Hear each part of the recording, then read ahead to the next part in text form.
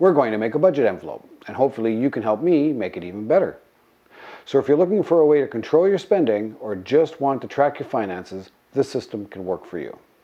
Welcome back to the channel. If you're new here, my name's Chris, owner of altguild, where I simply like to create. So let's get straight into it. You have to be quick if you want an altguild. altguild.com. Okie doke. So let's get straight to it. And first we'll start off with the tools that you're going to need. We need a paper cutter. If you don't have one of these, a ruler and a box cutter should do you just fine. A hole punch, bone folder, and a lamination machine. Now your lamination machine, you want to make sure that it's capable of doing 5mm laminating sheets. Also helps to have some cash so that you can get your measurements for your envelopes. Supplies, we're going to work with a single piece of white photocopy paper and some gloss lamination. Now this is the end result of what we're going to make. That's why you want to get a hold of some money. I'm going to be doing this for the North American market, and the American bills and the Canadian bills, they're not exactly the same size. The American bills are just a little bit longer than the Canadian, but the Canadian bills are just a little wider than the American. So I've taken that into account. So in this envelope you can see that the wider bill, when you make your envelope, you want to make that envelope just a little bit wider than what your money is so that it can go in and out really easy. So with that in mind, let's get on to making the actual envelopes. First we'll take that white sheet of paper and we will fold it in half.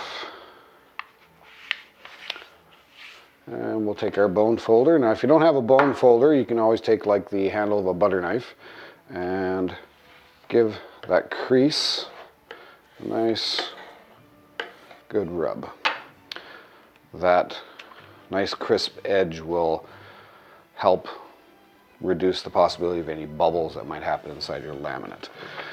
Next thing we're going to do is we're going to cut this up. Now the sizes, I've already made marks on my paper cutter as to where I should do the cuts. So first we're going to do the length. Oh, actually before we even go there, I'm going to mark here just so you can see as we do this. This is the crease side right here, so I'm going to point an arrow to the crease so you can see exactly what I'm doing. So I'm going to put the crease side up against here and find my marks. I think that's right. I'm not 100% sure. Let me just double check. So let's see. Yeah, okay, I know what my marks are. That's my mark for the length and my mark for the width. Let me just double check. Okay, so that's my mark for the width. Now when you're doing this part, when you're cutting this, you don't want to cut it exactly this particular size. You want to cut it just a little bit bigger than that.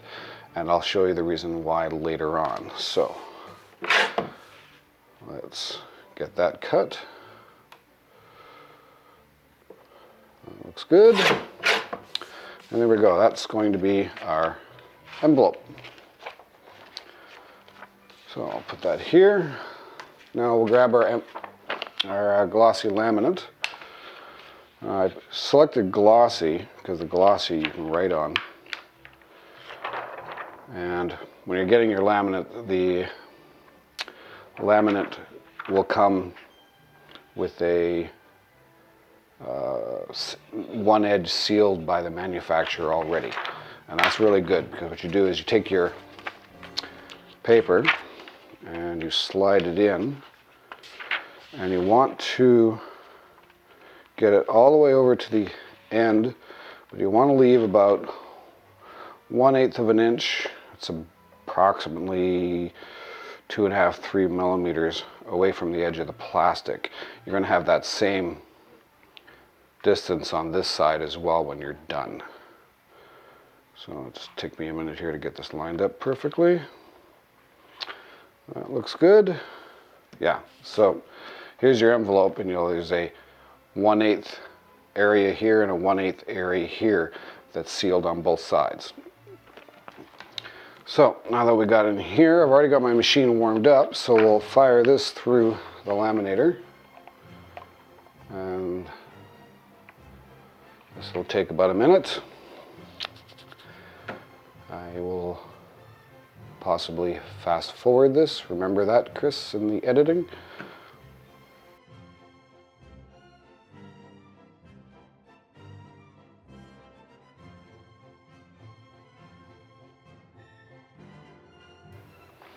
Okie doke, so the laminating is done. Now, again, when I put this paper inside here, I wanted this edge to be parallel, the edge of the white paper to be parallel with the edge of the plastic. But you also want to make sure that this is the bottom of the envelope where the crease is. You want to make sure you have enough space down here for where you're going to be putting your holes. So now that that's done, let's cut this down. Oh, also you can see you can do more than one in a laminate pouch. For this demo purpose, we're just not going to worry about that. So we're just going to cut off the extra for now. So let's just get rid of that extra. Let's not cut too close. There we go. So, okay, so first off, we're going to cut across this way. And we're going to cut into the paper. And that's what's going to create and open up the envelope. So we'll get that first. Let's see if we can remember where I'm supposed to do that. There we go. There we go. And that creates our actual envelope. Now we'll put this end up against the edge. And I've got my marks here as to where I'm supposed to go next. So again, you want about 1/8 extra on this side and the same on the other side.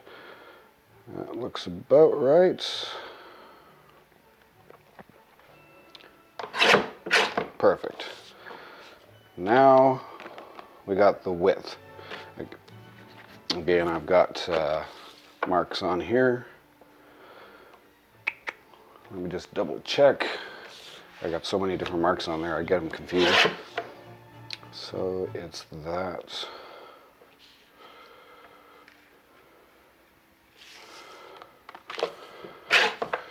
So it's there. Yeah, okay, it's that mark. Okay, so I'll put that right there. And cut. And there we go. Now the last thing that we have to do is hole punch.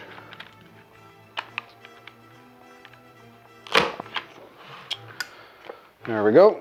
Holes are punched. Now the style or size holes that I'm doing is what seems to be the industry standard is this 6-ring.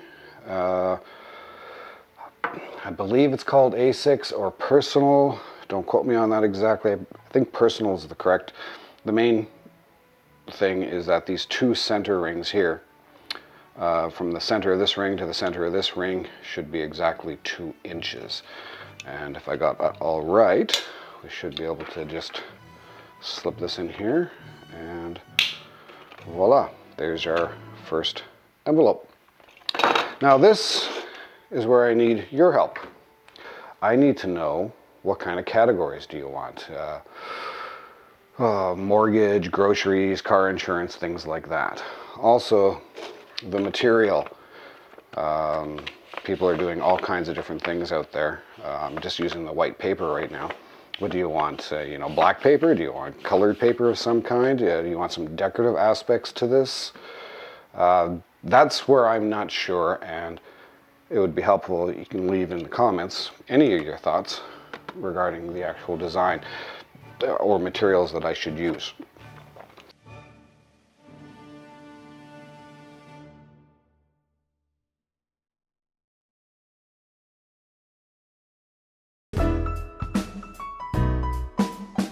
You have to be quick if you want an alt guild. altguild.com